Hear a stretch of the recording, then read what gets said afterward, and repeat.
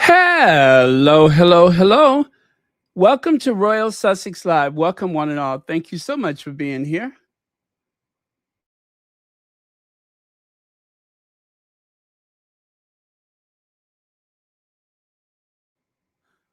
Okay. Well, let me just make sure you can hear me okay. I think you can. Yes. And one more thing I want to check just to make sure the microphone is working. Yes, it's going through the mic. Just wanted to make sure it's not going through the PC microphone. Okay. Uh, so what a busy day. What a busy day. Harry and Meghan are all over the place.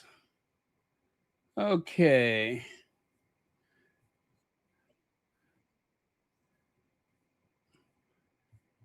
Now, um, I was looking at Notorious JPT, JB, JD, him.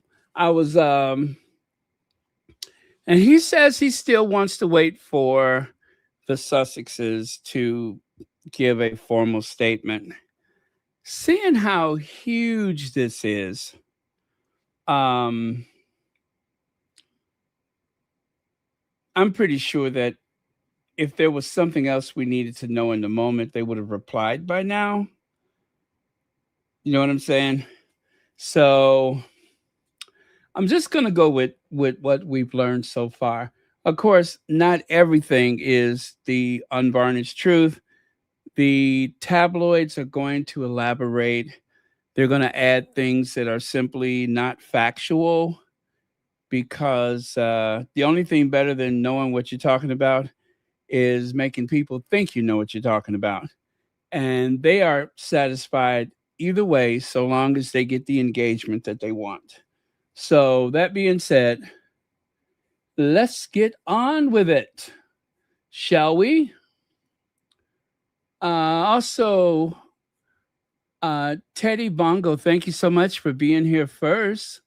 Hello, Angela M, Novi D, April May, Emma D, Gwen Daniels, and Mary H, Joyce Anderson.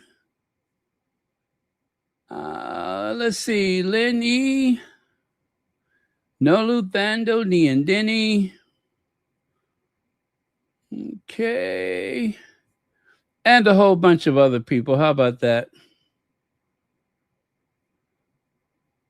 Hi, Barbara Harris. Connie Balmer. Hey, Connie Balmer, thank you so much for the super chat. Okay. Hey, Church Nelly. And remember, Church Nelly, it's after 6 o'clock. If you need to have any medication, it's after 6 p.m. We don't even have to say it's 6 p.m. somewhere. It really is 6 p.m. No need for excuses. You just, it's 6 p.m. Fancy, fancy. Thank you so much for being here. All right. So UK return, the media meltdown. And yes, the media is having quite the meltdown. Um, Usually there's just a few isolated voices on any given day, but Do they think they are? yeah, it's kind of one of those moments. Hen Pal, thank you for the super sticker and thank you for being here. Now, the Invictus Games is coming up. And also, you guys, Septembers are always busy for the Sussexes, right? So, Harry has a whole ton of things scheduled for next month. And then, of course, there's Meghan. The big question is, what will Meghan do while she's over there? There's a whole bunch of possibilities, but for the most part, I wouldn't be surprised if Meghan lays low for quite some time. Meghan is not so visible in California, and she's not going to be all over the place going to the UK. I've heard some of the uh, media types saying that Meghan will probably lay low. Meghan is mostly away from the camera. That is Meghan's set point. Meghan has been busy being a mom and running her business, posting on social media. She has plenty to do. But the idea that the Sussexes, especially Meghan, is overexposed, nothing could be further from the truth. It only seems that way because of the end to end blanket coverage. That is the only reason why it seems as though the Sussexes, and in particular Meghan, is overexposed. Meghan is not responsible for the way the press decides to grift off of their likeness and their activities. That is something that they choose to do just to meet their financial bottom line. But we have seen long periods, especially those who follow Meghan closely, we have seen long periods where Meghan is rarely seen. I mean, easily a month can go by, and we're kind of used to that. We're very used to that. Only the British tabloid media can find some urgent story about Meghan any given day of the week, even if Meghan hasn't been seen for 2 months. So I don't suspect that we're going to see that much of Meghan. It's going to be pretty much Harry that is going to be the public face of the Sussexes in the very near future. And I'm okay with that. I like it that way. Although I am a bit greedy and I would love to see Meghan whenever I can, but I I hear so much of what they are getting wrong about Harry and Meghan. One of the things that I keep hearing is that Harry just simply was not happy. Well, you don't know that. I don't understand how they come up with this idea that he is so disenchanted with life and he's got two beautiful kids and the coolest mother-in-law this side of the Atlantic. And by anybody's measure, they have been successful. But yet you keep hearing this um, cry about how they are well, of course, it wouldn't be the British media if they didn't do it, but how the American dream was bust. I still, how many times have I said this? I'm going to say it one more time. I don't know how you get $100 million, reportedly $100 million, and another $20 million. And how much did Harry get for his book? Was it 25, $40 million? How do you get that level of income and someone is still saying that you're broke? How do you get that kind of money and people are calling you a loser? I don't understand. That's what, about 150, and we're not even counting what Harry inherited. We're not even talking about what Meghan brought into the marriage. We're not even talking about those things. Not to mention the Better Up and all the other business ventures, including Meghan's investment in the Clever Blend. You have all of that to consider. And then I want to go back just another time to say this. At the very start of the global pandemic, the Sussexes managed to bag a lot of money. They managed to purchase a home, a mansion with views of the Pacific Ocean. They also managed to start a foundation and a production company. All of these things happened at the height of the at the start of the global pandemic and during the height of the global pandemic, when so many other people were trying to figure out what to do next. They were building a life for themselves.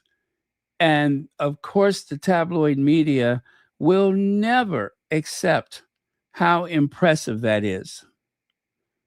They will never accept how impressive that is. Yes, sure, they do come with the level of celebrity that people could live their whole life and never achieve. But it was still the start of the global pandemic. And yet they were able to achieve all these things. And my other favorite is multiple tours around the world that they and their team put together. Big shout out to James Holt. But they and their team put together these huge tours while Will and Kate, with the support of an entire government and the royal household, they've only had one official royal tour together. And these so-called quasi unofficial, pretend, whatever they try to insult the Sussexes, their tours have all been a huge success. Every single one of them. Not one failure amongst the entire lineup of tours that they've taken, big and small. They have all been very successful. They have all made a point of uh, planning with the local indigenous people, whether they were in Canada or wherever they've gone. They have always made sure that they were welcome. So now we have to listen to this drumbeat of how they have failed. Yeah, we'll cry more because it's just simply not true. We know better. And for people who support them, that's the most important thing. To hell with the rest of those people. We know better. I mean, how thick can you be?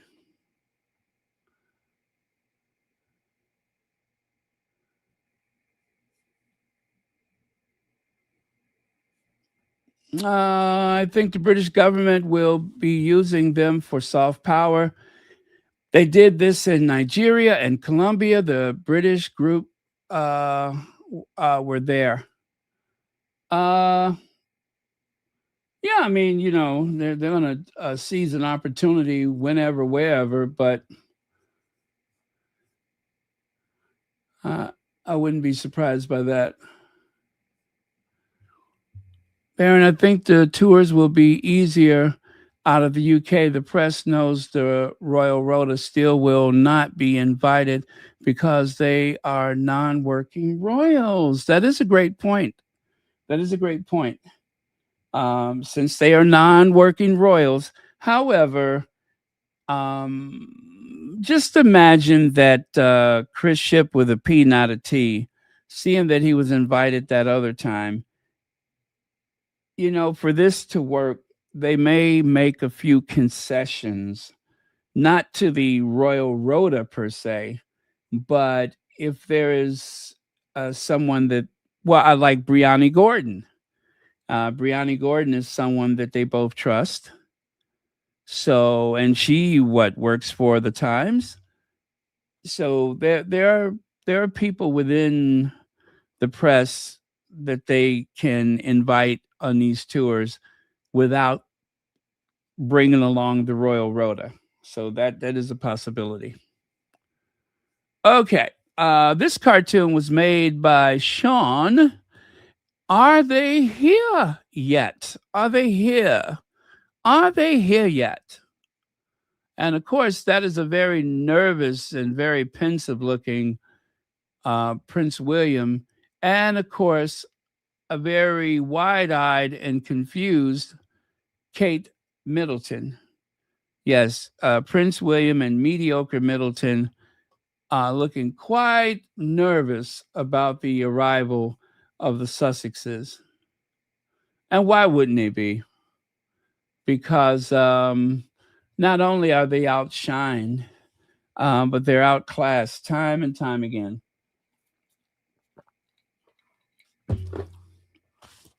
Go Team Sussex. Little business with this character. That is Nathan Kofnas, trigger warning. The man at the center of the Arday plagiarism row was dismissed for views on race. The Cambridge academic received numerous complaints from students who alleged that he was endorsing the logic of eugenics. So he was dismissed from Cambridge. We know about that, right? But, ta-da! Nathan Kofnas, I was just suspended from Ghent University. They will almost certainly fire me. The decision was made by Rector Petra de Suter, a former leader of the Green Party. So, in other words, this person who started all of this stuff about the plagiarism with Professor Arday, well, he was very angry because he was kicked out of the Cambridge. So that was his way of seeking revenge against people of color. So he thought he would be very comfortable over at the Ghent University. Well, now they don't want to have anything to do with him. So pretty soon, he'll be like a stateless individual. You know how sometimes people don't have a nation to call home, and they are like, let's say, a man without a state. Well, this is going to be an academic without a school because nobody wants to deal with him. So Ghent University in Belgium just told him, hit the road, Jack, and don't you come back no more, no more, no more, no more. Hit the road, Jack, and don't you come back no more. What you say? They said, hit the road, Jack, and don't you come back no more. Take your white supremacy ideologies and hit the road, sir. Your type are no longer needed here. So, but you know what? He's one of those right-wing conservative people. He'll find Fox News will take him. He'll find a place at Fox News. Anyway, and good riddance. Hopefully, we don't ever have to see or hear from him again. Okay, in case you missed it yesterday, and don't worry, we're going to get to all the other stuff, but I just want to share this with you first because this was the most recent thing aside from the information about the Sussexes returning to the UK. Harry was outside last night and looking sharp, I might add. And if you see there on the right side, he has met another ginger. They tend to find each other, don't they? And this one seems to have the handlebar mustache, or would that be a handlebar? Well, anyway, yeah, he was out yesterday. And as per usual, Harry finds himself most comfortable in the company of the military and veterans. And this, of course, is no exception. Oh, you know what? I did do that. Did I? Oh, let me see here. Is this out of order or no? Yes. Hmm. Let me see if I can make this right. Let me see if I can make this right.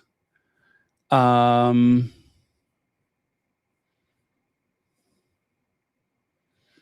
okay. You know what I need to do?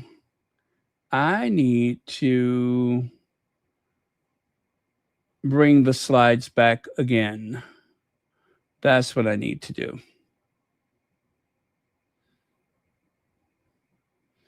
And hopefully I can keep up with this. Hopefully I can keep up with this. But yeah, so far, pardon me, we are on the right track. So I'm going to just continue. So, yes, Harry was outside yesterday. It says right here, let me make this bigger so my tired, bloodshot eyes can see it. There we go. It says here Prince Harry urged communities to better apply service member skills when they return to the workforce during an intimate gathering with U.S. veterans Wednesday night. The world needs more heroes, he told the round table, and it's not about creating more heroes because they already live among us. They already live among us. It's about being able to really value their expertise, their experiences. The Duke of Sussex, who served 10 years in the British Army, hinted that he'd soon launch a commercial solution. Did you hear that? He will soon launch a commercial solution that really values those who served rather than expect them to volunteer. A commercial solution that really values those who served rather than expect them to volunteer. Well, we're going to be hearing more about that for certain. He held the discussion with veterans, defense officials, military spouses, and nonprofit leaders at a hotel ballroom in Washington, D.C. The conversation, which was organized by the Independence Fund, a nonprofit that helps critically wounded service members, lasted more than 80 minutes. 80 minutes. How about that? Did you guys know that this actually happened? Huh? See there? Prince Harry emphasizes need to better apply veteran skill during roundtable with service members. Yeah, that happened. That really did happen. So, in case you didn't know about it, now you do. There was a round table with the Duke of Sussex. Now, I was speaking yesterday about Harry and the military, and that relationship, no matter how much has come from the tabloid media, the British press, and any other conservative press around the world, no matter how much they have tried to degrade and disrespect Harry and how they have tried to dismiss his contributions, that bond with the military has been a very strong one. As you can see, at some point, Harry decided to get rid of the necktie. See that? Because, he had work to do. And as you can see, after the round table, he was a little bit more relaxed. And then here's another thing. And thanks to Chris Barron Smith, who constantly is one of the first people to find anything Harry and Meghan. I have to tell you that I have relied quite heavily upon the. As a matter of fact, you know what? I just, let me go back here again. This is what I mean. This is exactly what I mean. It's a team effort. Check this out. It is a team effort. Chris Barron Smith just posted this not long ago, actually, 33 minutes ago. And that is a image from the ballroom where they had this roundtable discussion. So Harry was out and quite busy yesterday. No word on whether the Duchess was in attendance, but we do know that Harry was there. I'm going to crop this a little bit so maybe we can get a better view. Let me do this and let's see how it goes. Because, there we go. So there's the Duke of Sussex right there in the middle. And as you can see, there are the veterans amongst him there. So I have not seen any video from this event, but trust me, if I find any, you will be the first to know. How about that? Prince Harry was outside last night. And we were all quite clueless about it. Okay, let's continue.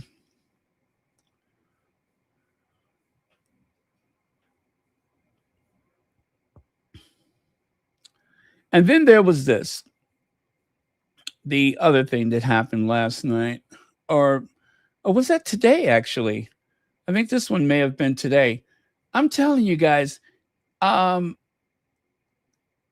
Harry is a father, right? Harry is a father. And Harry is way more publicly visible than his brother, the future king. And you can't just dismiss it and say, "Oh well, he's raising the future king and all that kind of stuff." Well, Harry's busy too. We're all busy. Everybody's busy. Everybody has obligations and such, but yet somehow you find that the Duke of Sussex is far more visible than his brother, the future king. Make that make sense. But anyway, I'm not gonna talk about that part right now, but I'm just saying that you can see why they want so desperately for the Sussexes to return, if for no other reason than to ignite some kind of work ethic in his brother. Prince Harry spoke with veterans about their treatment, trauma, recovery, and exciting plans for the upcoming Invictus game. Moments like this inspire Ukrainian heroes to keep moving forward, give them hope. United help Ukraine. So that is, I see right there at the bottom, there's a logo. Wounded Warrior Project. Yeah. So I'm guessing this happened today, maybe. You see what I mean? I mean, stuff comes out so fast. Here's a couple other photos right here. Prince Harry spoke with our wounded warriors about their treatment, trauma, recovery, and exciting plans for upcoming Invictus game. Moment like this. Okay, we saw that. Prince Harry visited Walter Reed. Oh, this is in Washington. Prince Harry visited Walter Reed National Military Medical Center through his ongoing work with the Invictus Games Foundation, meeting with recovering service members, therapists, and medical staff, including Ukrainian wounded warriors, supported by United Help Ukraine's Wounded Warrior Project. My God, this man has been busy, you guys. He may still be in Washington right now. Did you all have any clue about this? Because I didn't know. I had no idea. Again, I found this out because of Chris Barron Smith. Nobody else has it. Nobody else has this. Usually, that particular squatty is the first to share this type of information. So, yeah, like I said, I had no clue. With everything else going on, I guess people are looking in a different direction right now, but cheers for that.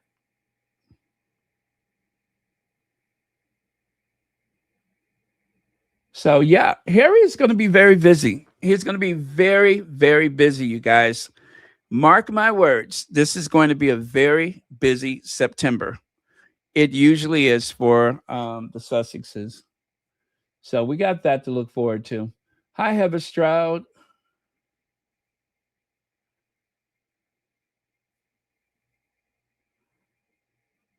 Terry H. Olivia Johnson, welcome. Now, Glowly, who I absolutely adore Glow. You guys know that Glow made all of those great videos, and but yesterday's news kind of hit like a ton of bricks. And Glow said, "I think I'm going to go to bed early today." And then another squad, he said, "Me too." And these are the gifs that they posted on their social media before they crawled up into their safe space and hopefully were able to sleep. Um, and I know there's a lot of people that feel the same way. The news about the return has hit different people in different ways. And we are definitely here to talk about that. Now, as you know, me, the internal optimist, I see the glass as half full, and I'm wishing the best for the Sussexes, and I'm going to put my trust in their ability to make the right decisions for their family. And I am going to remain very hopeful that this is the best possible decision for them at this time. And I was actually listening to um, another content creator, and there was someone who, if I'm correct, they had to switch away from Royal Sussex because they did not care for how let's see, how do I say this? They didn't care for the fact that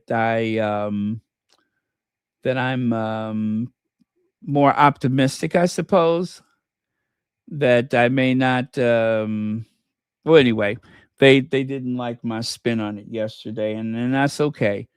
I um I have to say that in this work, nobody is a one size fits all. So I hear you. I understand your concerns. And of course, as I said yesterday, everyone's feelings are very, very valid. Everyone's feelings are valid. I'm not saying that I'm 100% correct, but I just want what's best for the Sussexes. And as far as Archie and Lily are concerned, I don't want them othered. I want them to have their rightful place in history. I want them to be a part of something much bigger, um, because it's their birthright. That's all I can say is it's their birthright. So if they are going to have to spend a lifetime dealing with a press that is trying to um, follow them and see everything about them, then at the very least, I want them to receive the proper respect that comes with their titles. So that is what is important to me. And why is it important to me? Because it's important to their parents. Obviously, it's important to their parents. Oh, you know what? That was ooh, okay. You know what? That was out of place. That should have been here. Well, actually, that should have been further down. I wanted to finish with the military stuff. So I'm going to just continue that and then we can go back to the other topic. But I did want to make a greater point about the military, and that was we just saw some recent engagements from Washington, D.C.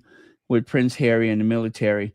One of the greatest strengths that Harry has in terms of his abilities is the ease in which he is able to go from one military to the next. I don't care what nationality, what country, they all seem to have that language that only another veteran or soldier can understand. So, this occasion here, that was, let's see, Hero Stadium. That was when Harry went to the basketball game. Yeah, I believe that was at a basketball game. Yeah, I think it was the finals, maybe, right? That was when he sat with the president of the NBA. Yeah, that was when he sat with the president of the NBA. And I forget who the guy is on the right side there, on the far right side. I forget who that is, but and then there was this occasion. I believe that was in Ukraine. I believe that was when he was in Ukraine. I mean, just look at that natural born leader. He just said, "Hey, Elaine Parker." He just seems to fit in wherever, wherever. His brother don't have this. His brother does not have this. And believe me, that is eating him alive. He is so jealous. If Central Casting were to call and there was nobody available but members of the royal family, and they said, "Hey, send us someone who is the most credible military serviceman looking person in your family." They just have to send Harry. There's nobody else. And this moment right here, how many times do you think William watched this?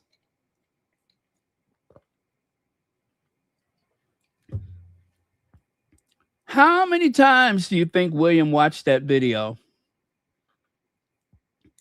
Over and over again. And how many times has William's courtiers tried to set up some scenario? How did they try to create some scenario where they could create this kind of moment for William? Huh? How many times have they tried to do that? Several, I'm sure.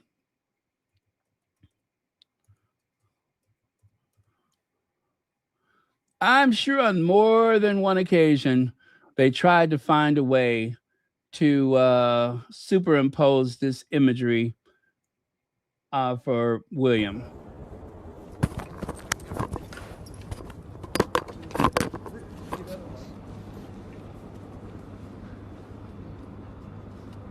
It wasn't done in the wrong way, but it was just.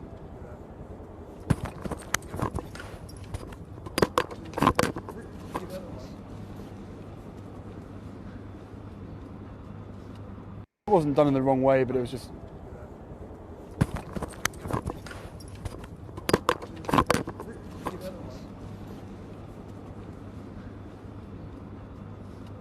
It wasn't done in the wrong way, but it was just.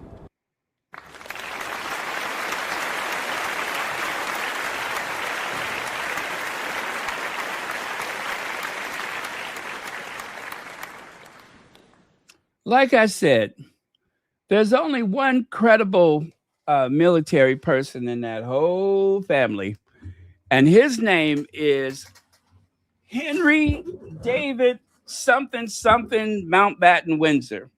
There's only one. Ooh, don't you love it? Don't you love it? Who do they think they are?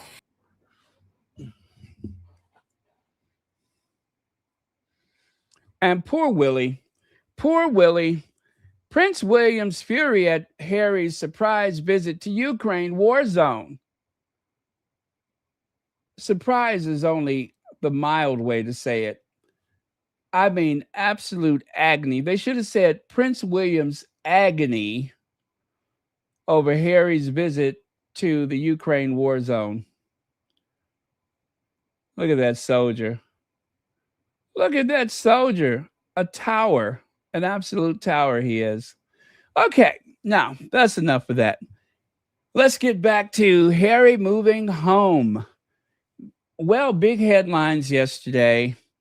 First, the Daily Mail said Harry's moving home. Then it was Harry leaves the U.S.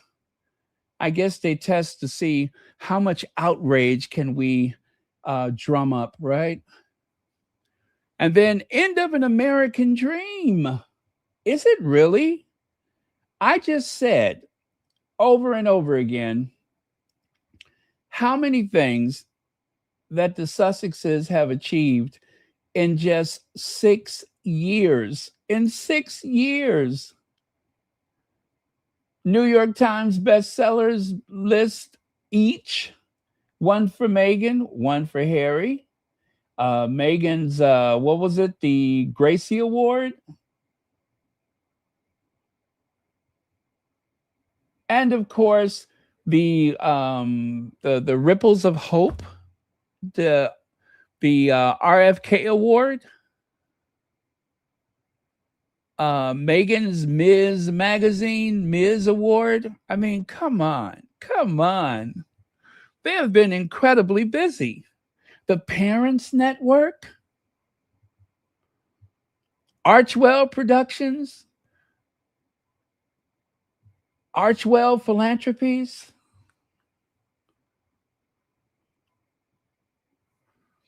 Now, of course, it would not be complete without a soundbite or two or three. And as per usual, what are we going to do? We are going to talk about it on the other side. Yes, let's have a discussion about it on the other side, shall we? So let me get this queued up, and then we will we'll talk about it. If you just joined us, everyone, please don't forget to hit the like button. I forget to say that all the time, but wait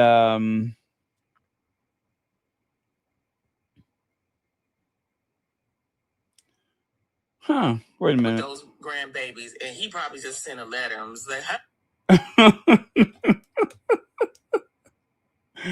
Oh, I kind of want to share this with you. I have not seen it myself. Let me see. This is how Lonnie Love imagined. I don't even know who Lonnie Love is. Do you guys know Lonnie Love? I don't even know who Lonnie Love is. Windsor, Prince of Sussex, Lilibet. Yeah, I don't even know who Lonnie Love is, but I suppose that she's I don't know who she is, but I see she has an Emmy over her shoulder. Okay, anyway, I can't do anything with that right now, but maybe I'll share that with you another time. Okay, so let me just stick with what's going on right here. I'm telling you, my head is spinning. I'm having too much fun today. Too much fun. Well, here we are, all salivating over this latest surprise from Harry and Meghan. And I prefer to take the charitable view. I don't know why they've decided to come back here. It is astonishing news, I have to concede. No one expected it, I don't think. They played a blinder in apparently enrolling their children in schools. I have no idea if that's true or not. It appears to be true. How they chose the schools, how they did that, without Meghan in particular being here for more than a fleeting visit, I don't know. But should we just think the best of them? Should we just think that maybe they really want to give their children the chance to see where they came from and a little bit about their heritage and experience a different way of life? It's extraordinary, I concede. But I think we should row back from this, as I say, this salivating over their latest move. What kind of social circle awaits then, Jenny? What can we expect? Does Prince Harry still have lots of friends here? There were mixed reports about whether or not he'd maybe burnt some of those bridges, maybe potentially, gone a little bit no contact with some people from his past who potentially, didn't necessarily buy into the new kind of woke lifestyle and all of that he has. What kind of social circle awaits both him and Meghan Markle, do you think, here in the UK?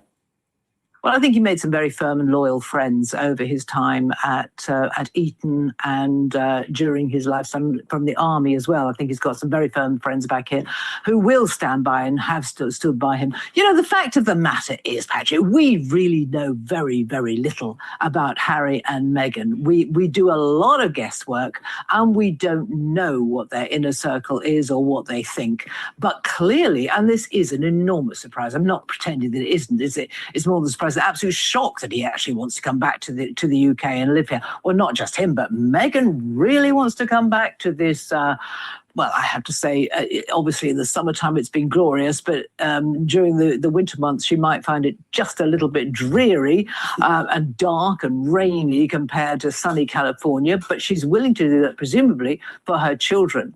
But we don't know their motives and they don't seem inclined to tell us. So we're just going to have to live with the thought that they are a united couple. And I do think they're in love. And she's probably doing this for her husband because he is missing the UK. He has said publicly, you know, he's missing the banter, the beer, the pubs, and his camaraderie that he gets back here.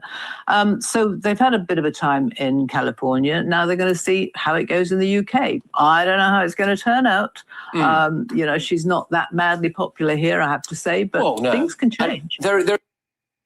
Okay, so the thing about the weather, Meghan, now you guys, I'm saying this and I want you to hear me clearly when I say this. Meghan lived in Toronto for what, 7 years? Was she in Toronto for 7 years? She was away from California, living in Toronto. I live in Chicago. The weather in Chicago and Toronto are pretty similar. You know, the effect of the lake, the latitude and longitude, we're kind of on the same latitude, I believe. So how different can it possibly be? The winters are long, they're dark, there's a lot of snow and such. We've seen Meghan in her Parker with the fur trim, dealing with the weather, the California girl. So what's the big deal? And of course, I've heard several people say that. Why would she want to come to Britain? The weather, the weather, the weather. So what?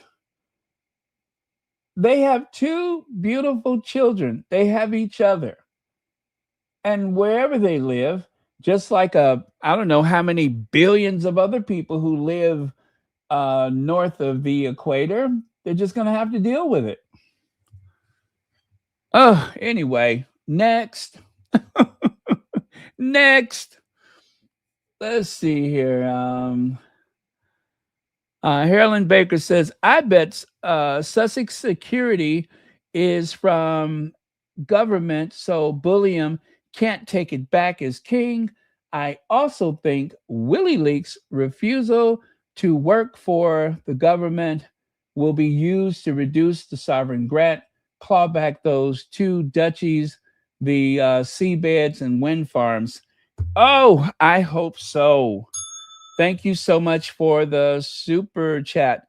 You know what? You make a very excellent point there, because let's do this backwards. The wind farms, the sovereign grant receives money, or the Crown Estate receives money from the wind farms. The seabeds, the king or the sovereign gets a kickback from everything that happens on the seabeds.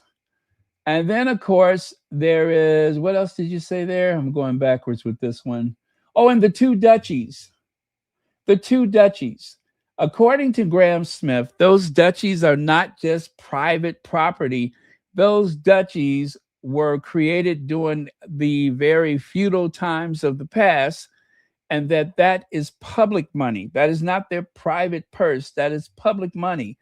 And the whole reason why this happens is because all of the prime ministers going back to God knows when, they helped to orchestrate this scheme to allow the sovereign and the crown prince to have a piggy bank so that they would not have to keep going back and forth to Parliament, hat in hand, begging for money. And I believe it was David Cameron who once and for all gave the sovereign or the crown estate an automatic salary increase regardless of what the economy is doing. Well, now, Helen Baker just made a hell of a good point. If Will and Kate is barely working, how do they justify a salary of 21 million pounds a year?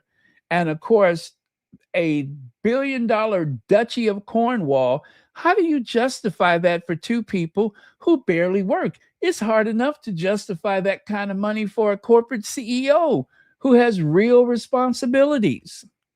The president of the United States doesn't make $21 million a year, except for the one that's in there now who's making billions. But the president of the United States doesn't get paid that kind of money. So what, if anything, does William and mediocre Middleton, Kate Middleton, what, if anything, do they do to justify 21 million pounds a year? The government asked them to work. They refused to do it. So how do they justify that money? Those little video vignettes is not cutting it.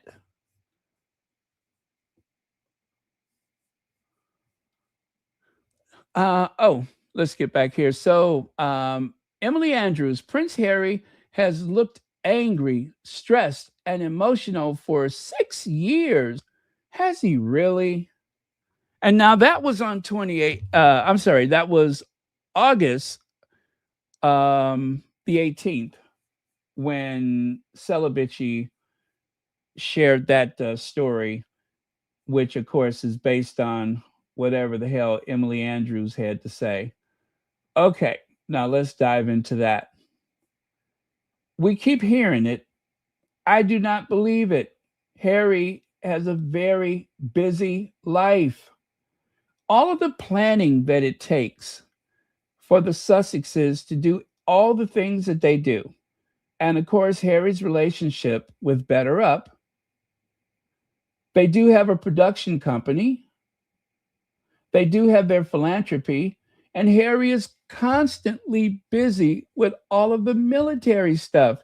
He has an office where he conducts his business. They both are parents and they work. He has an office where he conducts his business every day. Now, what is he doing? I don't know directly, but he talks to a lot of people. If you remember when Meghan brought him that candy bar, there was a slip of paper with all these names of people that he had to get connected with. Anybody with a sharp eye could see that Harry's little man cave, whatever space on their property that is where he works. So this nonsense about him not having enough to do, it's just silly. It's ridiculous. But it's what they need to do to sell their papers. So such is life. But yeah, so Harry's angry, Harry's disgruntled, all of those things, none of which is true. I wish they would focus more on the fact that those other two refused to work instead of spending so much time worrying about what Harry and Meghan will and will not do or can and cannot do.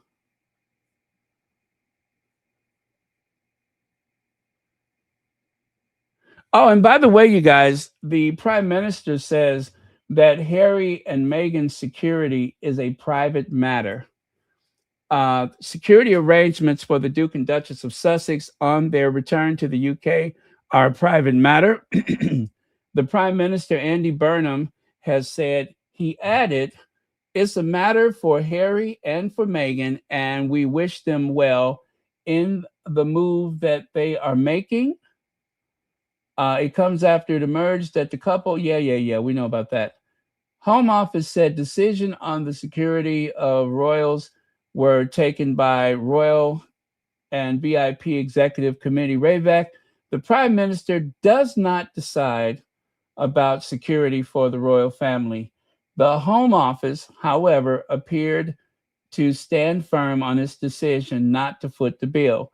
A spokesperson or spokesman said that the UK government protective security system is rigorous and proportionate.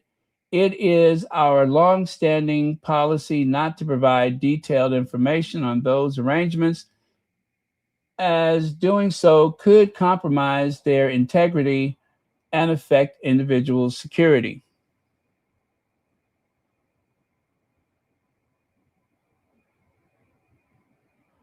And Alyssa Anderson, Queen Elizabeth's former press secretary, and probably against Harry and Meghan, said the public would want answers about how any security arrangements were funded. She told the BBC Today program, there will be questions asked. Here is a non-working member of the royal okay, yeah, she's biased. I don't think it would sit well with the British public. You know, it's interesting that they always talk about what the British public or any public will and will not tolerate.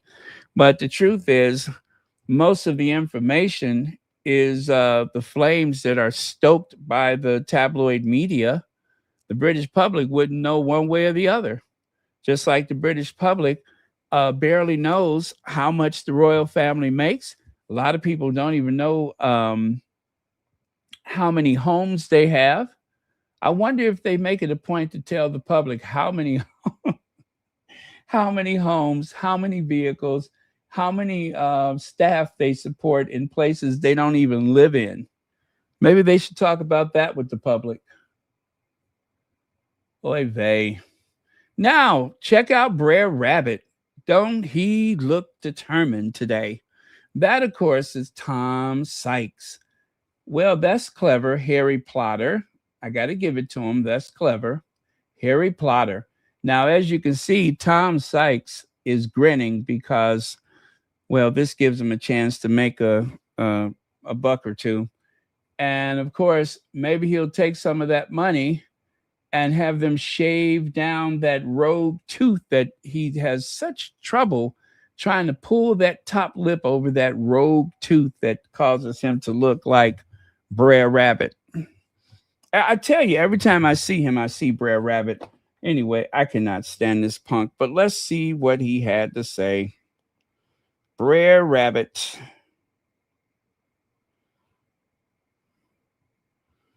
Okay. Oh, actually, you know what? Do I even have anything for him? Maybe I don't. Do I? You know what? I don't think I have any. Well, anyway, let me just skip it then. I don't think I saved anything for him. Now, I was mocked a year ago when I warned there was an establishment plot to bring Harry and Meghan back to Britain. Now I've been proven right. And my sources have made it clear this is only the beginning. Wow. So Maureen, who gets a lifetime supply of dog food from Kate Middleton's brother, James, that Maureen,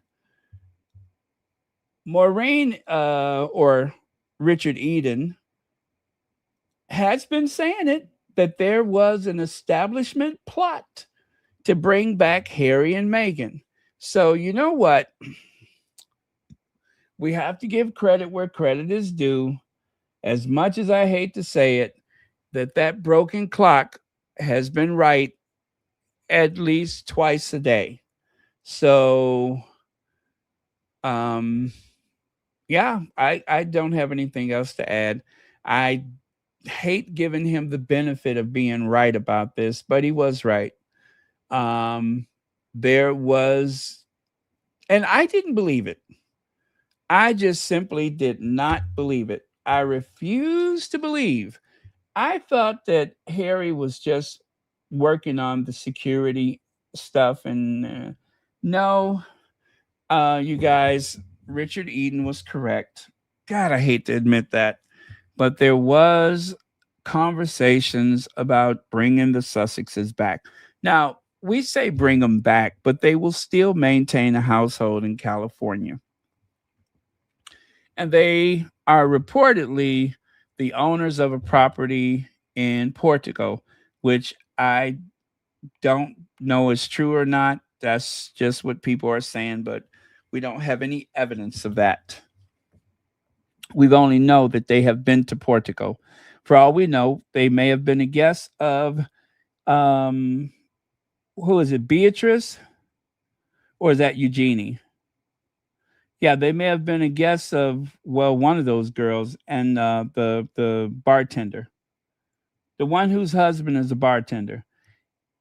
They may have been a guest of theirs. We don't know, but it is said that there is that they have, I don't know, that one of those people sell property or something. I don't really feed a lot into it, so I don't know what's true and what's untrue. But whatever the case is, they have been to Portugal. They may have a property there. We know they have that palatial home in Montecito. And then, of course, it is reported that they are likely to move to the Cotswolds, which is, away from Greater London. Not so far. I don't know what the distance is. I've been there, but I was on an excursion tour, so I don't really remember what the distance was. Doesn't seem like it was so far.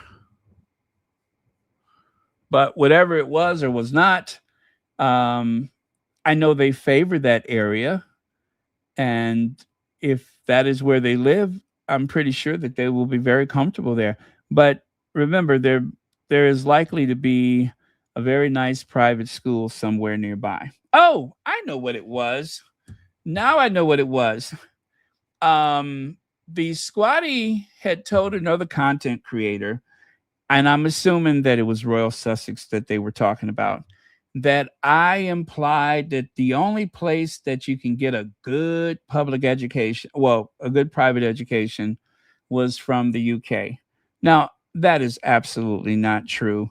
What I do know is that there are all, and I said this yesterday, every world leader, whether it's a dictator or otherwise, there are so many people that have sent their children, whether it's the Saudi royal family or some billionaire from Africa. A lot of people have sent their children to the UK for an education, just like a lot of people send their kids to Switzerland. And then a lot of people send their kids to Harvard and Stanford and the University of Chicago.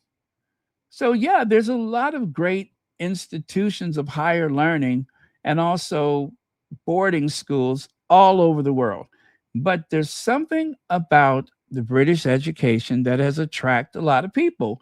Now, am I a proud American going to say, well, the only place? Of course, I didn't mean it that way. I listened to that and I could understand why they thought that's what I was saying. But no, I was just speaking in jest. I was just having a little fun. I was speaking with the spirit of mockery is what I was doing. And so do I think that's the only place that Archie and Lily could get a fine education? No. But I do believe that Harry wants those children to bask in the British culture. And they just cannot get that in California. So he wants them to go to school there. Meghan obviously has agreed that they are going to go to school there. And so that's where they're going to go. We found so many different reasons why the Sussexes are moving. But I think the first answer, or the simplest answer, is the best answer, and that is for the kids' education. It's not just about um, the being an A student, or just having the diploma from a certain institution, but it is the culture. It is the culture, and the Sussexes means to infuse those kids, a prince and princess of the realm. They are going to receive. They are going to immerse them in the British culture. That is what they desire. So the best answer is the first answer, which is the simplest answer. They are moving for the children's education. End of. I don't see any other reason why they would go except for that. Now, if the tabloids want to say Harry missed having a beer with his friends, or Meghan hasn't burned down Windsor Castle again, whatever the nonsense they're saying, it's about the children. It's always about the children. I said yesterday, people purchase homes based on a school district. Doesn't mean they can't get a good education here. It just means that they are choosing to immerse those children in the British culture. So, and if that's what they desire, I support them. Okay. So I don't know who that person was, but let's see. Oh, Tracy Ellis Ross, that is, did go to school in Europe. She has said the experience gave her a sense of global identity and exposure to different cultures. You know what? I'm going to give you a bell for that. I saw that interview, and I've heard something very similar before, and that is that kids that live in a expat community and they go to like the American school, or they go to an international school, those kids have a better rounded view of the world than most children, especially if they live in a country where, let's say, they're from, I don't know, let's say the Middle East or something like that. Or let's say they're from China, or let's say you're an American living in Japan. Children sometimes are bullied until they go to that international school. And that's the only place they can get relief, because everybody's from someplace else. So, yeah, it's a great opportunity. So we don't know exactly which school it is, but I'm sure they have their reasons, and I support them. So thank you for your comment. Okay. You guys, please don't forget to hit that like button. All right. Chris Ship with a P, not a T, is Ship, right? Is Chris Ship. It's with a P, not a T. If it was a T, that would sound vulgar. So Chris Ship with a P, not a T.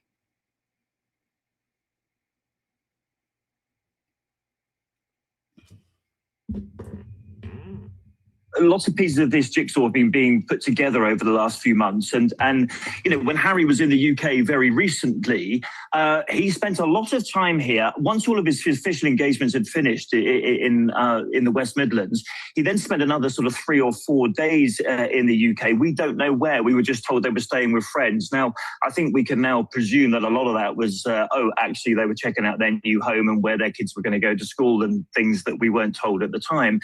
So I think one of the questions you asked Victoria earlier, the why, I think Harry has been a bit unhappy in California. And I'm not saying he's the sole reason why they're coming back. And I think he wants his kids to have a greater connection with his home country. And obviously, Harry is still part of the royal family, even though he's not a working member of the royal family. He said to us in an interview that we did with him when we were in Ukraine recently that, he doesn't recognize the term working royal and he always will be a member of the royal family. So that's a long way of answering your question, Tom, which is what will Prince William make of it? Well, I can answer that one, not a lot.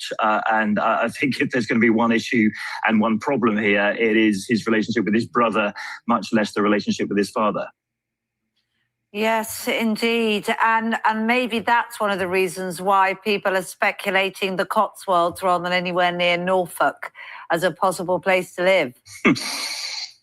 Nowhere near Kensington Palace and nowhere near Anna Hall on the Sandringham estate. I think we are safe to say, we know Harry and Meghan are big fans of the Cotswolds. It's entirely possible that they'll find a house there. They still have that house that they stayed in Portugal before they came to the UK a few weeks ago, and they're keeping on that huge home that they have in Montecito in California as well.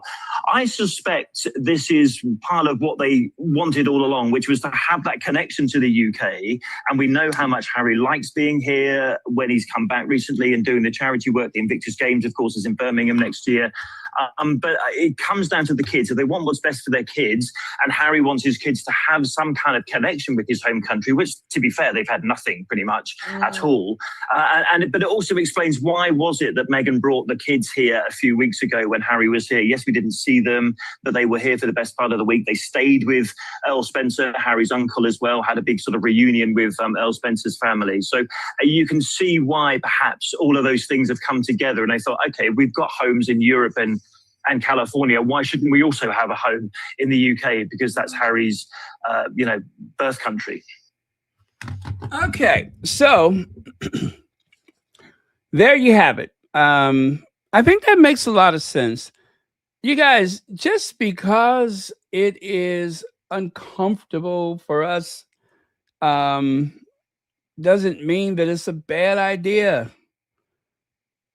We can only pray.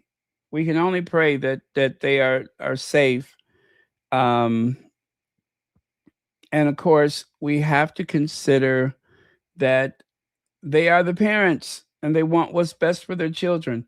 And those kids, for whatever they have planned for the kids' future, their connection to the United Kingdom is important to the Sussexes. And it may prove to be very important for the children. My only thing is, do not put my babies, Archie and Lily, do not put my babies in one of those carriages. I don't ever want to see them in one of those carriages. That would make me uncomfortable. I think that would be my breaking point. That would be the point in which I would say, listen, Harry, Meghan, y'all cool, but do not put your kids in one of them carriages. That's the only thing I can say that would bother me, is to see them in one of those carriages. Too open, too exposed. I don't like it. But aside from that, there are ways that this can be done safely, and hopefully we'll never have to know the difference. We'll never have to know whether they got it all right, because nothing's going to happen. Okay? That would be the ideal.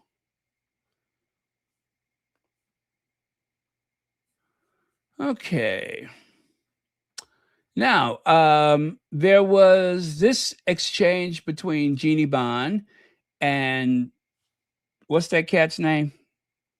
Jeremy Vine.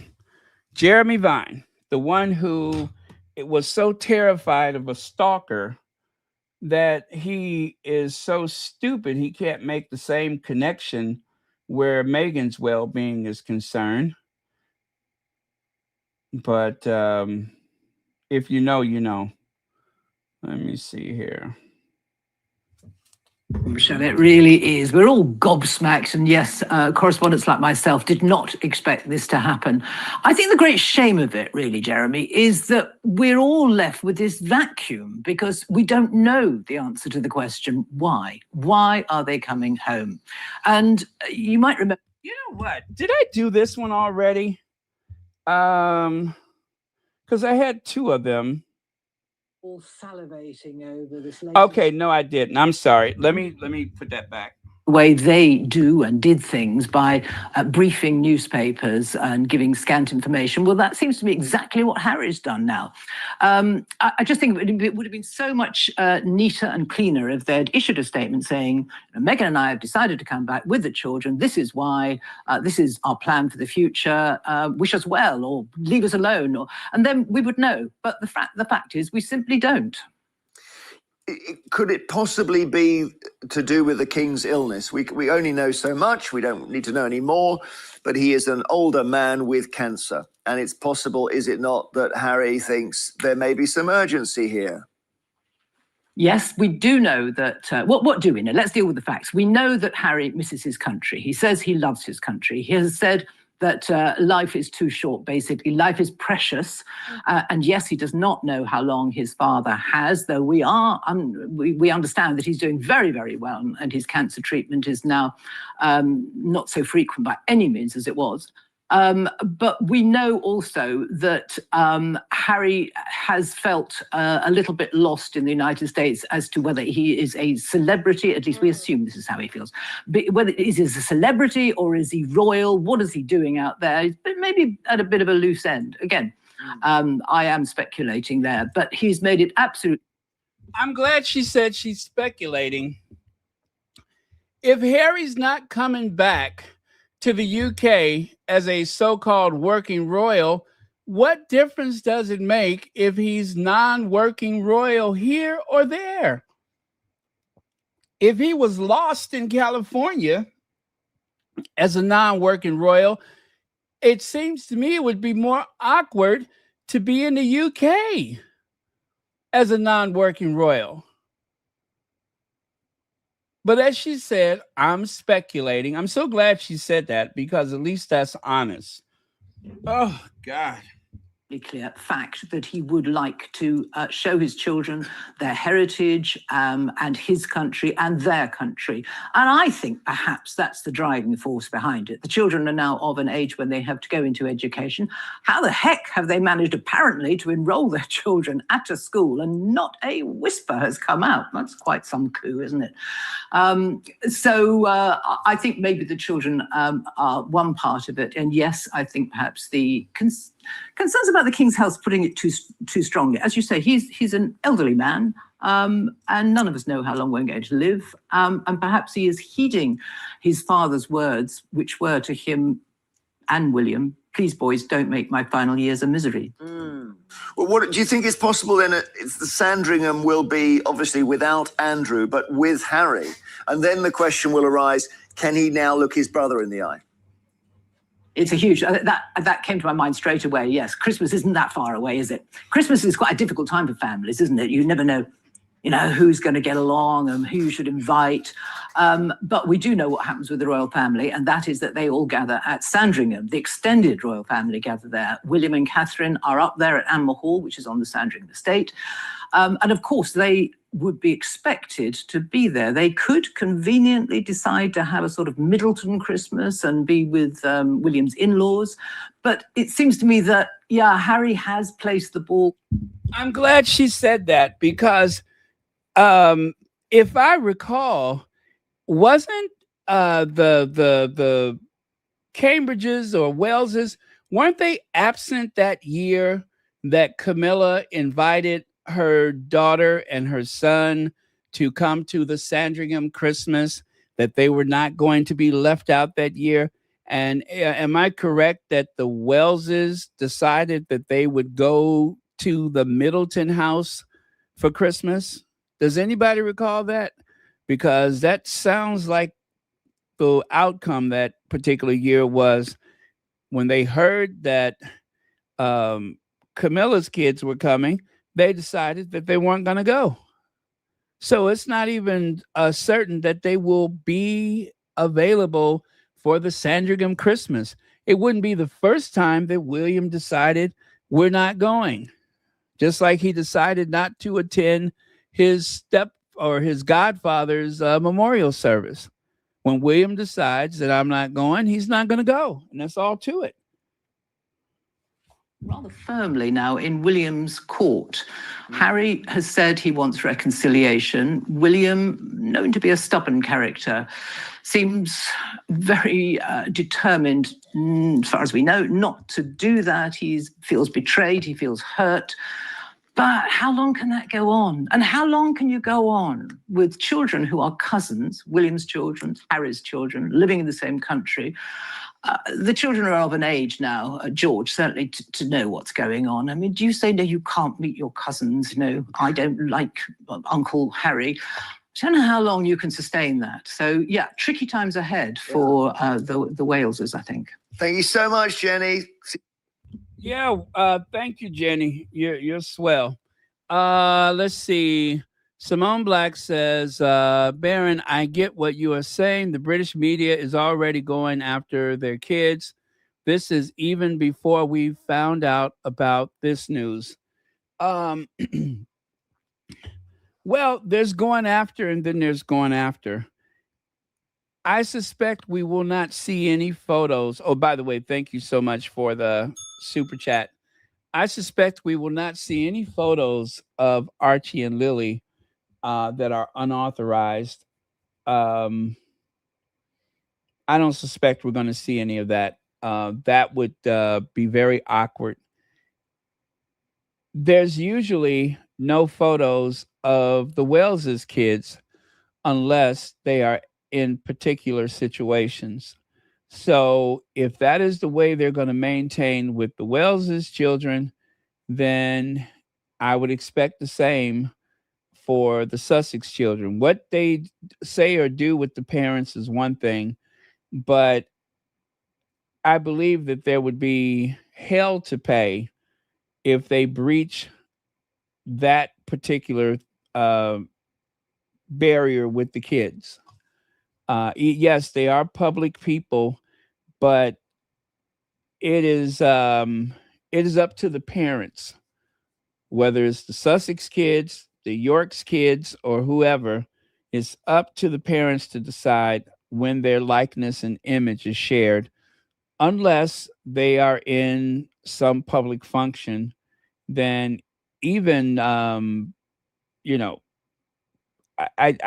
noticed that there have been times when the tabloids have gone along with blurring the images of some children in certain situations. So it seems to me like a lot of times they will just err on the side of caution, depending on who the children are and the situation. So I'm going to be optimistic about that.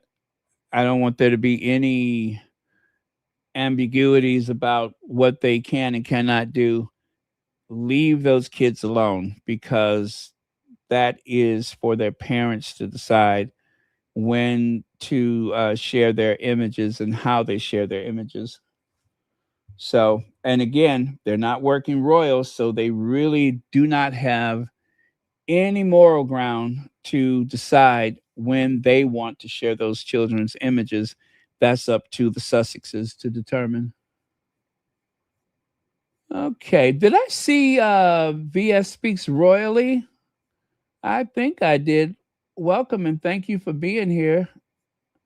I believe I saw you a minute ago, but let's see here. But yeah, so there we go.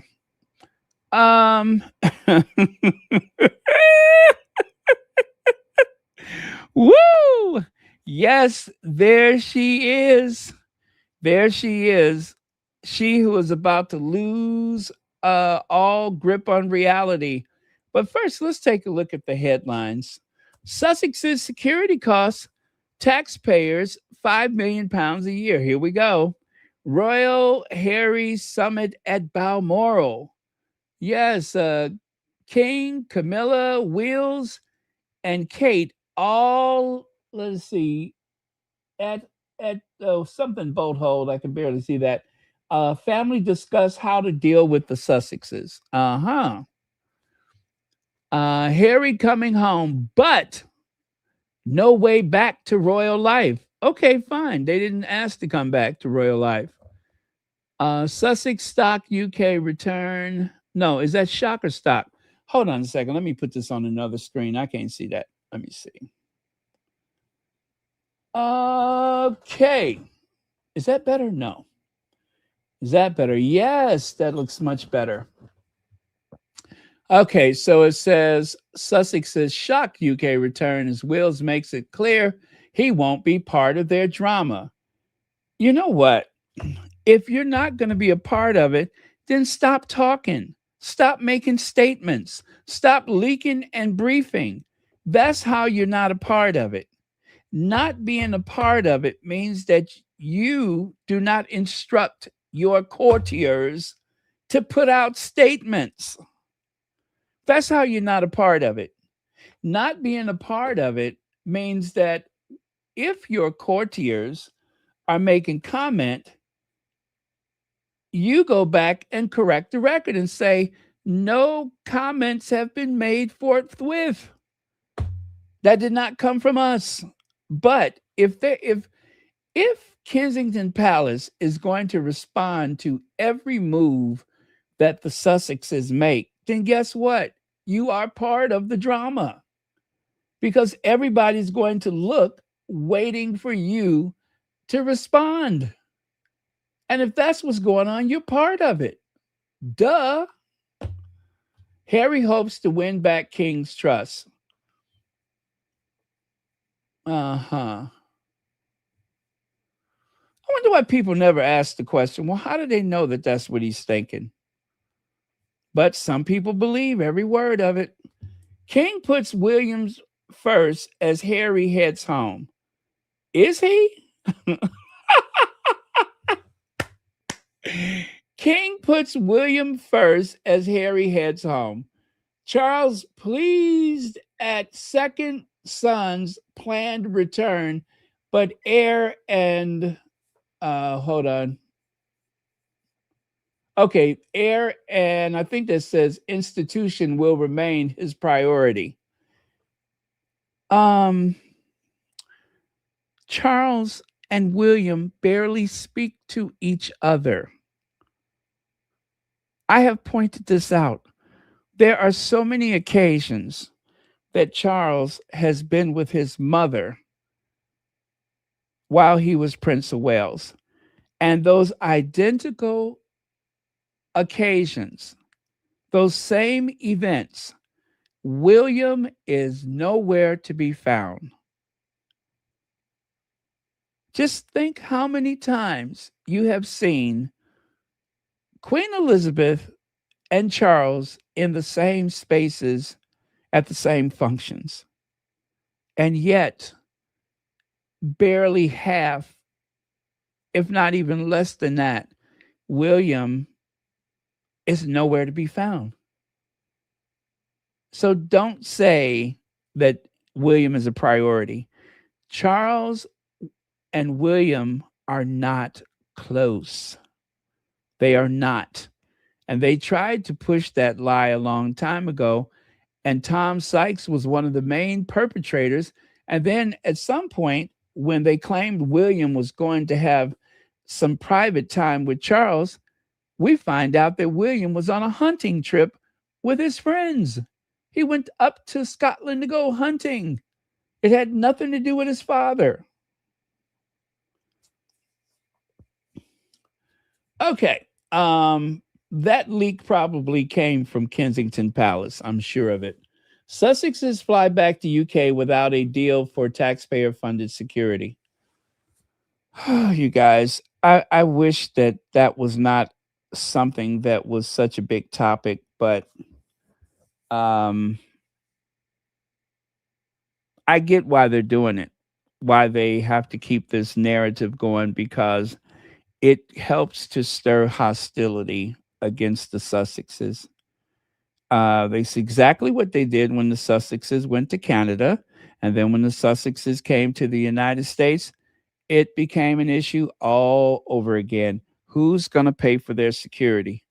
And what's so sad about it is that Harry has time and time again offered to pay for their security. And when it came to it, they refused to allow Harry to do what they allowed Charles to do on several occasions, and that is pay for Camilla or his brother's security.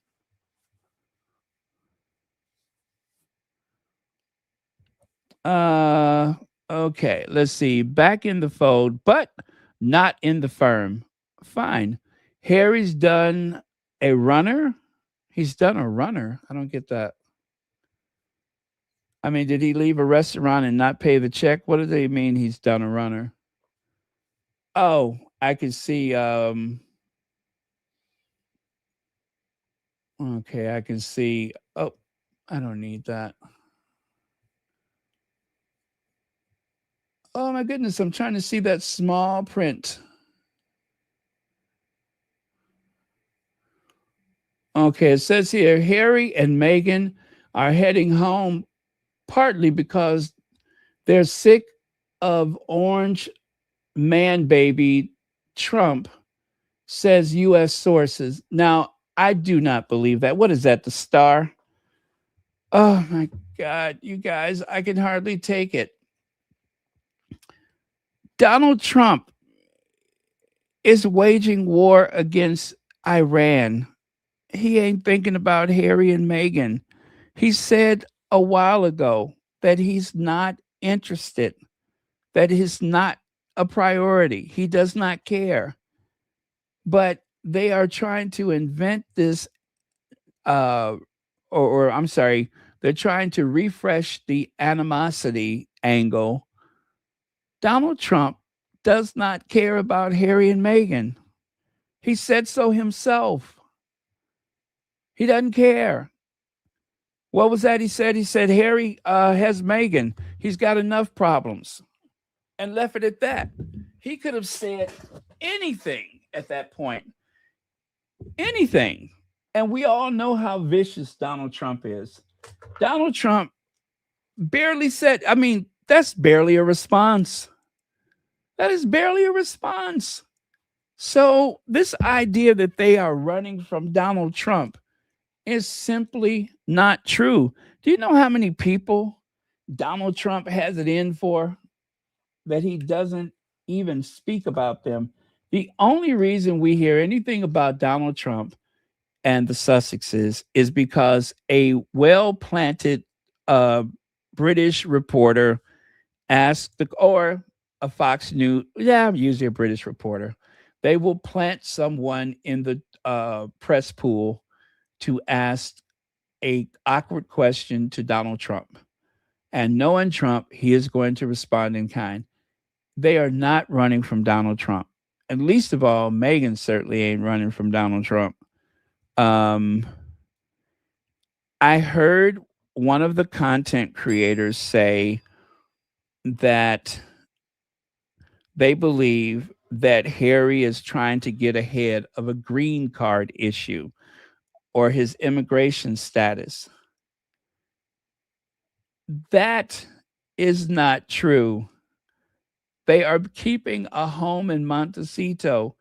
The simplest answer is the first answer. The kids are going to school. That's it. The kids are going to school.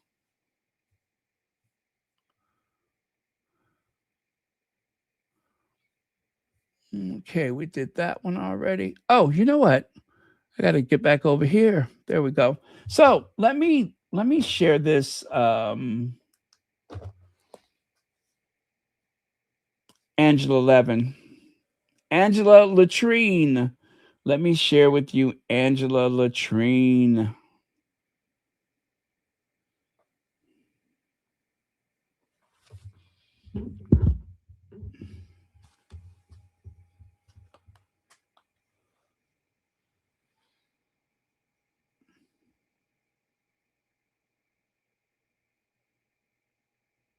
Okay, we're ready.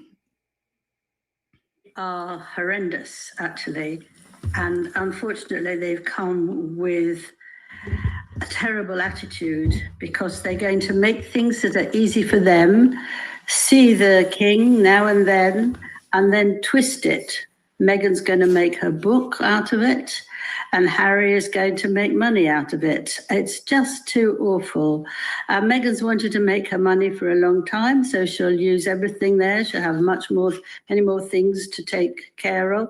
I think the Diana thing that they're going to make about her for next year, it will make people feel that this is also what the king has done, because the relationship wasn't very good, and they will carry on doing this and making it more and more worse for the king. I think it's terrible. I think it will make him quite ill.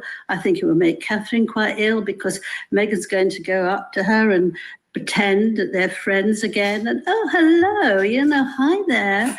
And Meghan and Catherine, I don't know how she will deal with it. Let me throw at you loads of questions. Do you think, listen to this from Mags. I'm not buying that the king didn't know till Sunday. It might have been his idea, and I really hope William continues to stay in the same way and moves his titles. What a coincidence. They're coming back and Earl Spence has a new book. I've got loads to throw at you. Do you believe the king knew before Sunday, Angela? No, I don't think he did. I think it was very difficult for them to talk at that time because Camilla was there and she would have had a big row with them. So they left it. And then they probably just told to get somebody to tell him. I mean, what could be more rude than doing that? But let me just, because there's so much. William and Catherine, right? I'll tell you my theory. I'm convinced that he knows, and does it point to the king being ill? I don't know. I'm convinced that Harry knows that when William becomes king, they are out the door and possibly minus their titles. I think this is typical grifter. Get your feet under the table, try and get a bit of a base before my father dies. Do you agree with me on that? Because you do. It's ruthless and it's war, and he wants to get all these things ready. So it'll be very difficult for William to actually get rid of them. And I hope he does. But then you've got another terrible fighting within the royal family. Yeah. I think he wants to destroy it. I felt Harry had wanted to destroy this because he wants Meghan to be in there. And if he gets rid of the others, he'll be delighted because Meghan wants to be queen. She wants to be queen? Yes, don't you know? Yes. That's what she wants. Harry went in to speak to the late Queen, and he said, surely you want to change this from Catherine, because Meghan is self-treated. She's done all the work herself. Catherine has done absolutely nothing. They are horrendous, actually. Oh, my God. Meghan wants to be queen. That's the funniest thing I heard since Meghan wants to be president of the United States. The level of obsession. I guess that's not one of her favorite anchors because, sometimes she goes a little heavy with the lipstick, right? Look at that. She can barely part her lips to speak. She has on. Why was she wearing so much lipstick that particular day?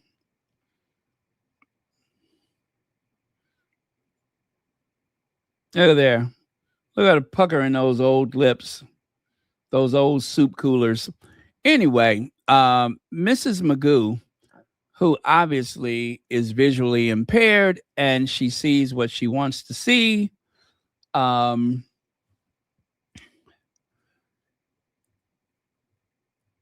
Y'all know all of that was made up, right? You all do know that she didn't believe a word of that. That was all just a bunch of talk so she can get her a little check and go back to whatever it is she does. That's all. She makes up stuff.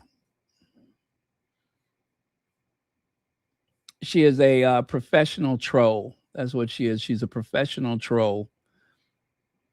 And she's just trolling the Sussexes. Mrs. Magoo. She bears a striking resemblance to Mr. Magoo, you must say. But yeah, she doesn't believe that stuff. Wait, where it is? There it is right there. There it is. Mrs. Magoo. See there? See the resemblance? Mrs. Magoo. Let's see. Harlan Baker says, promise, Angela, she's got to stop threatening us with a good time. These rotor rats absolutely live in their heads. Y'all made her buy a new wig. Oh, you know what? I didn't notice. Did she retire that mushroom wig? Looked like she stole it from Pearl on 227. Let me take another look. Oh, I see. It's not nearly as unkempt, as they say. It actually looks somewhat decent. Thank you so much for the super chat.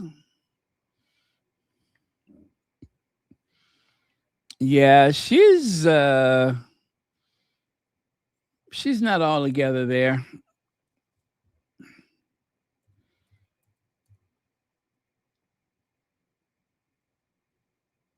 Okay.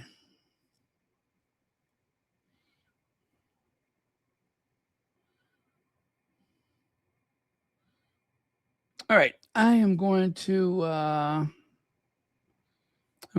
go. Oh yeah, take a look there. They think Megxit is all over. It is sorry. It's all over. It is now. Okay.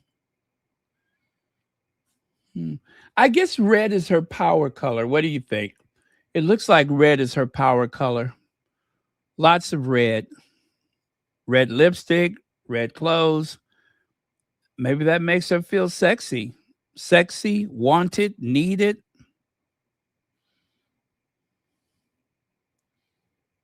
Okay. Yeah, for some reason I did several. Oh, there she is. There she is. I'm not even going to share anything from her. I just want you to take a good look at her. I think the stress of being so hateful is taking a toll on her. I really do. Her hair is getting bigger, her head is getting bigger, and yet her body is shrinking. Is that what being a royal expert does? It is taking a toll on her.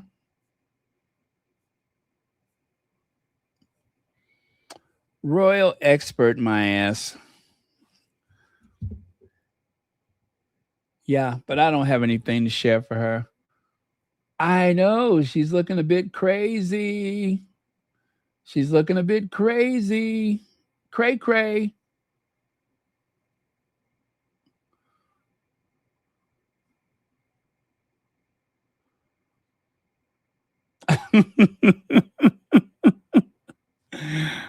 Thank you, VS Speaks Royally.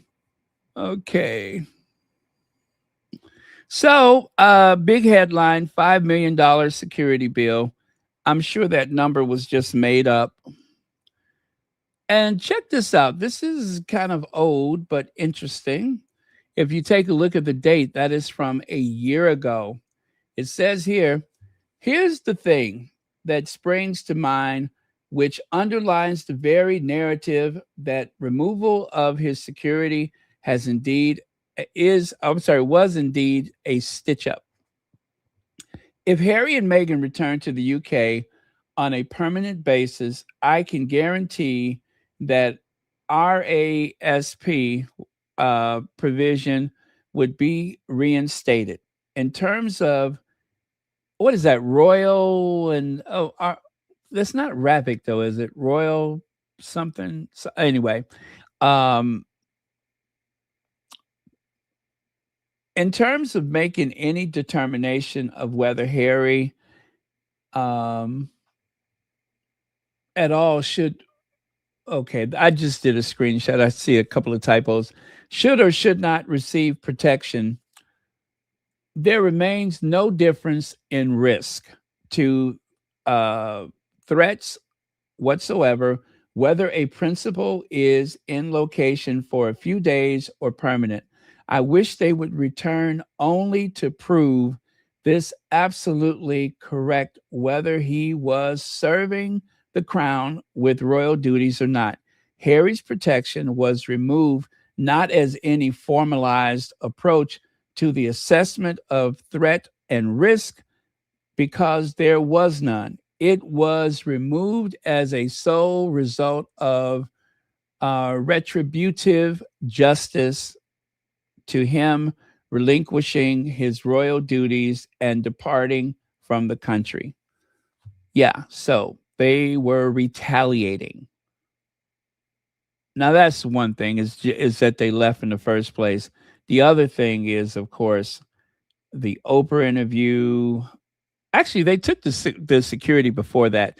So it was, I believe it started when Harry had made a formal complaint against one of the courtiers, one of William's courtiers, and I believe it was Clive Alderton who told Harry, if you don't drop the complaint, life is going to be very difficult for you. And Harry refused to drop the complaint, as we all know. And so while they were in Canada, unceremoniously, their security was withdrawn right at the very start of the global pandemic. Just as they were closing the borders between the United States and Canada, their security was stripped away. So I would say that one of the reasons why the Sussexes went to LA in the first place, because remember, they were hoping to stay in one of the Commonwealth countries. But when that happened, they went to the only place that they knew they would be safe. And of course, that was in the US.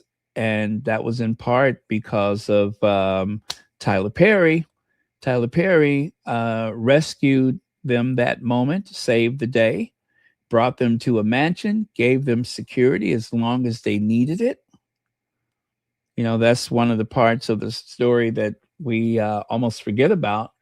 But Tyler Perry knew that Meghan was in trouble and forwarded his information just to make sure that if she ever needed any help, that he would be there. And he was. So, but I'm thinking to myself now, maybe if they wouldn't have pulled the security, maybe they never would have done an Oprah interview. Maybe there never would have been a lot of things, but they did. And so the Sussexes, out of a sense of survival, they did what they had to do, and they made a permanent record of the way that they had been mistreated. I'm glad they did that. I'm very glad they did.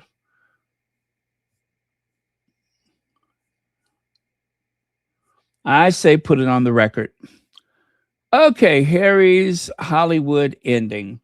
Well, the albino assassin, Maureen Callahan, whatever her name is, I always call her the albino assassin. She, of course, loves to paint this picture that the Sussexes are failing, that they are losers, that they have lost. And you give me a check for $100 million, I'll show you what a loser I am. Of course, I'd have to send a postcard to send you that information, because I would be on the road. Let's see here. How Prince Harry and Meghan Markle American dream failed as the family leaves California after tanked $1 million Hollywood deals. Oh, did they get the check, though? Did they get paid? I think they did get the money, right? I still don't know how they come up with that.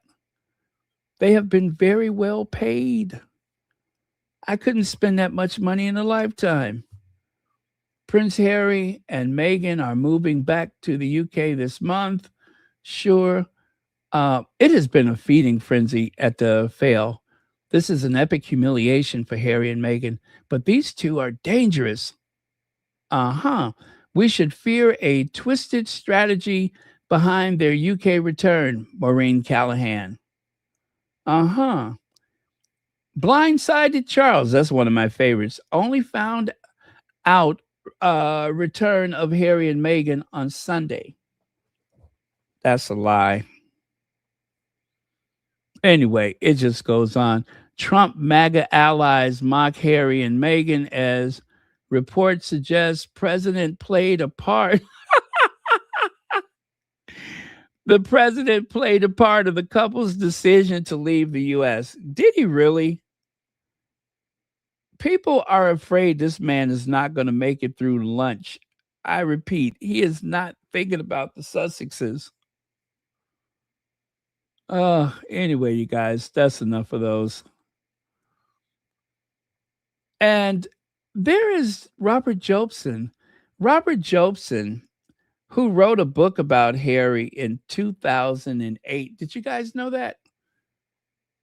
The true story of Prince Harry's heroism in Afghanistan. Robert Jobson wrote a book about Harry. More than Prince Harry stated in Spare, no one had a meltdown about what Robert Jobson wrote. Nobody had a meltdown about what Robert Jobson wrote. You know, they were saying that Harry revealed too much when he wrote Spare, but yet Robert Jobson, according to the person who posted that, had a book chock full of information that even Harry didn't care to mention. And of course, Dan Wooten had the panel from hell, Padina, that Brittany, what's her name, from Royal News Network, Miss Thing with the bleach blonde hair, the follically challenged man with his eyes closed there, and of course, the living, breathing appetite himself, Robert Jobson. But there were more people. Richard Fitzwilliams was there. They just didn't put him in the lineup. And I'm trying to think, there was someone else. It was someone else that chimed in. So, yeah, Dan Wooten had a full house today.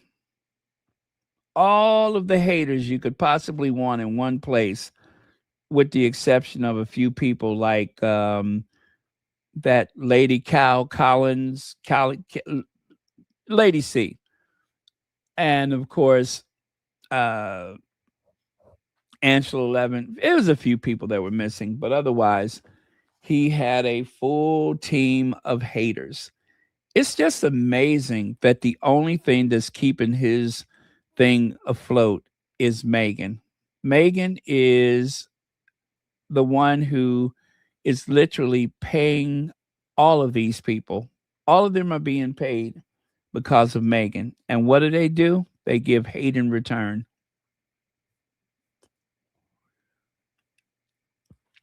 Now, is it, let's see, who made that? Tekka, I think is the name. Willy-nilly, keep your eyeballs to yourself. Well, they made a little cartoon or a little comic strip. See there on the left side? The veiled stare. It's not creepy. It's is it commitment? Yes, commitment. So much mystery. See all the little thought bubbles? What's she thinking? Well, she ain't thinking of you. What's her favorite snack? Does she like 80s synthesized pop? I must know. Look at there. And then later at night, he's sending something like the bat signal, trying to get Meghan's attention. That is creepy, but you know what? It might actually be kind of true. I do think William had some kind of thoughts or feelings about Meghan, which, as I look at it now, kind of makes me want to vomit. But yeah, obviously he he couldn't stop thinking about Meghan. Okay, where's the photo? Where's the photo? I know it's here somewhere. Hold on a second. Where is that famous photo? Ah, there it is right there. And he keeps on looking. What are you looking at? What are you looking at? That is creepy. I don't even want to think what that stare means. I don't even want to think about it. It's too much. I don't even want to think about it. Not fit to reign. Not fit to reign. You know, Diana said that Charles was not fit to be king. Well, how could she possibly know that William is even worse? I didn't think it was even possible for someone to be worse than Charles. But so far, William has proven himself to be very petty and childish. And the fact that everyone has to tiptoe around him doesn't speak well for a future of King William the Terrible.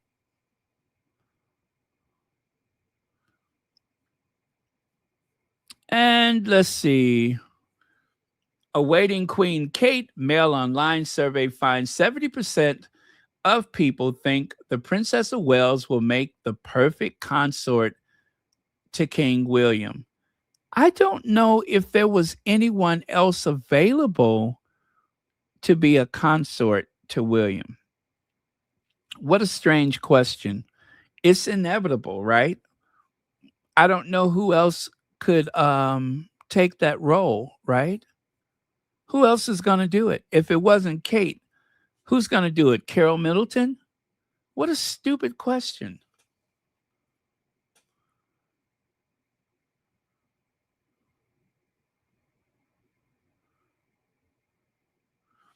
A majority of people believe that the York sisters should be removed from the line of succession.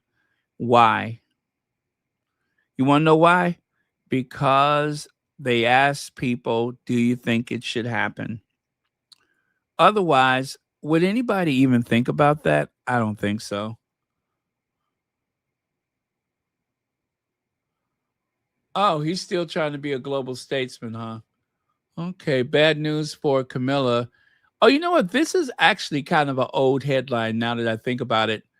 Polls reveal half of Britain thinks Princess Diana have been a better queen, and less than a quarter have improved opinions of King Charles' wife. No doubt. No doubt. Camilla is not popular. How they have her so high up on those emotional support polls, I don't know. But people are not thinking about Camilla. Camilla is hiding in plain sight. People just don't care enough to dislike her because they just don't like her anyway. Williams, we talked about that yesterday. The fact that only 73 families or homes or 73 people have been placed. So it may not even be 73 homes. It's just 73 people. That could be divided among 40 homes or whatever. Look at my husband. Nothing stopped him. Camilla on King's cancer. So I keep hearing that Charles' cancer is can't say it's coming back because we don't know that it ever left. We only know that Charles is dealing with it his way. There was no announcement saying that he was cancer free that I'm aware of. So whatever's happening with his cancer, I think he still looks relatively healthy compared to the very beginning, like that first summer when it was announced. I think he still looks relatively healthy, but some people are saying that he's not looking good. I cannot tell. Yeah, he still seems busy and engaged as far as I'm concerned. So maybe there's something to it. Maybe there's nothing to it. Maybe they just need sympathy. I can't be sure. Emergency summit. Oh my God, look at that picture. Are these the fresh pictures from today, or is this some other occasion? I couldn't tell. Are these from today?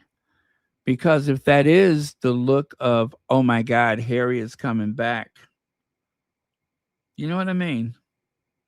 Is that from today? Because if it is, wow, Will and Kate looks very, very upset. She looks a bit lost, but then she always kind of looks like that. And he looks like he can snap like a fresh snow pea.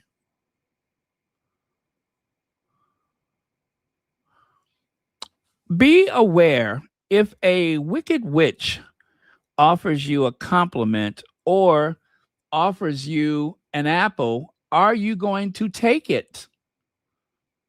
If a wicked witch, if a disguised as an old beggar tries to offer you fruit, do not accept it, because it may actually be, yes, Liz Jones in disguise.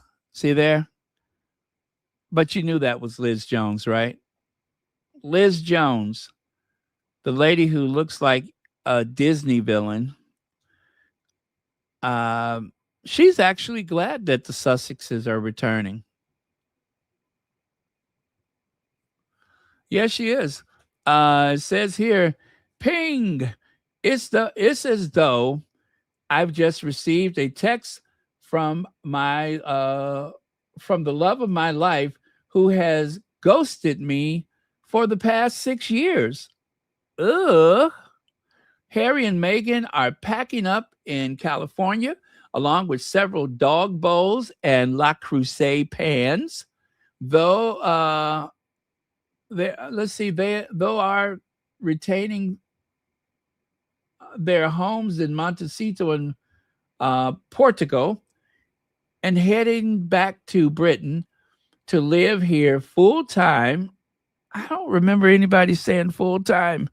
To live here full time, we are told, at least until the children finish their education. What news? All I can think of is, how soon can they get here? Will there be crowds of screaming fans at Heathrow, as if they are returning Beatles, tired of their voices going unheard? I hope so. Let's face it, we need the excitement. I am tingling with anticipation because, dare I say it, I am bored with the Prince and Princess of Wales. Queen Camilla is almost 80, and I am sure yearns for time to just potter. Princess Anne deserves time off for good behavior.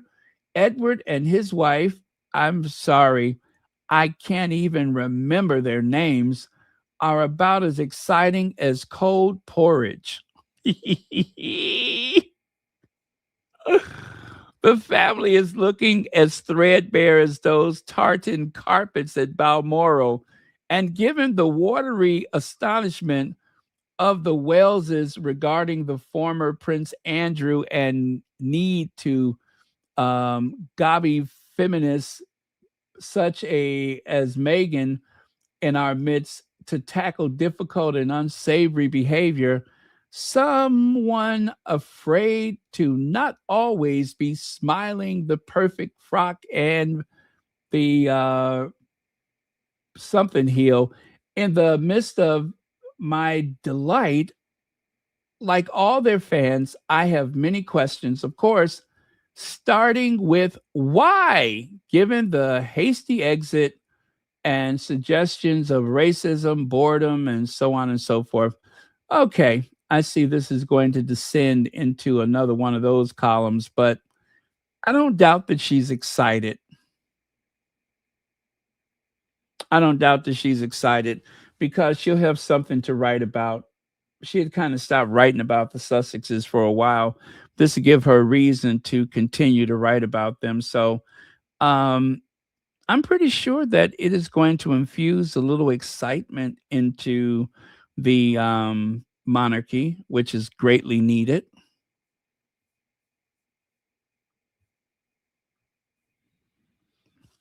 Zandy Sussex was being very petty, and I'm here for it. As a petty side note, the toxic Daniela Elser is a catfish. She looks nothing like the catfish photo on her bio. Well, if you notice, that rather matronly looking person on the left don't look anything like that girl on the right, does she? Nothing like her. So, in order to celebrate her ability to transform her image, I decided to use catfish as background. Yeah, so I decided to use a wallpaper of catfish. I thought that would be a perfect way to celebrate how clever she is to conceal her identity behind a much younger woman in that picture on the right compared to the real Daniela. On the left, that is petty. I'm surprised I didn't think of it first. And guess what, you guys? I am done. That is it for now. I've been on for 2 hours. But yes, I am done. So if you have any final comments, feel free to throw them in the chat. I'm going to check some of the comments now.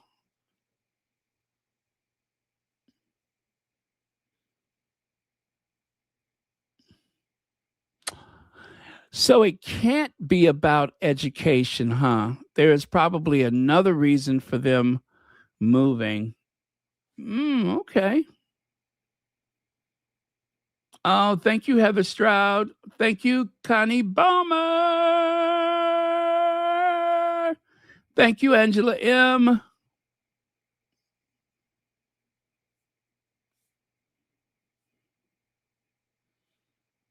Okay. I think we're good. All right. Cheers, everybody. See you next time.